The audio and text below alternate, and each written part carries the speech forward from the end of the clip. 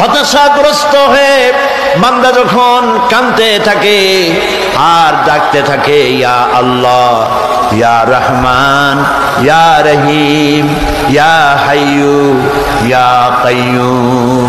একটুখানি তাহাজ্জুদে ওঠেন, গভীর রাত্রে ঘরের সবাই যখন ঘুমানো, আপনি তখন উঠুন, উজু করে একাকী রুমের ভিতরে ঢুকে তাহাজ্জুদের নামাজ আদায় করে চোখ বন্ধ করে যদি ডাকতে থাকেন মধুর সুরে, ইয়া আল্লাহু, ইয়া রহমানু, ইয়া রহিমু, ইয়া হাইয়ু, ইয়া কাইয়ুম।